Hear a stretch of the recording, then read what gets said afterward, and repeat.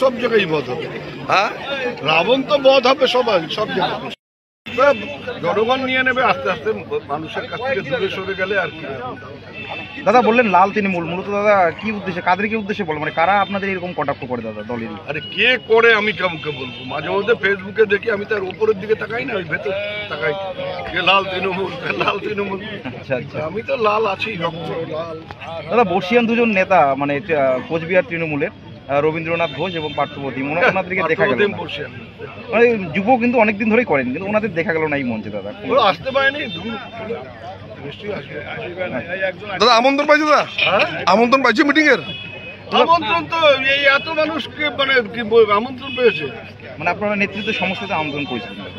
মঞ্চে যারা আছে এতগুলো লোক, তারা কি বিনা আমন্ত্রণ যেমন এসছে সবাই ওরকমই। আমাকে তো অভিজিৎ দেবভূমি গলায় গামছা দিয়ে বলেনি যে আজকের সবাই আসবেন, বা পরেশ অধিকারী বলেন। আমি জানি আজকে সভা আছে, রুটিন দেখেছি। দাদা সীমান্তে দেখা যায় যে বিএসএফ প্রতিনিয়ত একটা সমস্যা তৈরি করে, এবং আজকে যেটা কিছুদিন আগে দেখা গ্রামবাসীদের দ্বারা বিএসএফ দিচ্ছে, তো এই বিষয়টা নিয়ে কি বলবেন? বিএসএফ দিচ্ছে মানে বিএসএফই তো দেবে না, জিরো পয়েন্টে দিচ্ছে, এবং জিরো পয়েন্টে তো আমাদের দাবি তো জিরো পয়েন্টে দেওয়া উচিত। জিরো পয়েন্টে দিলে পারে এই সমস্যাই থাকে না, গেটও করতে হবে না, মানুষের জমিও যাবে না, ওখানে ওই 6 ফিটের ওপরে চাষ করা যাবে না, সেটাও ইয়ে হয় না।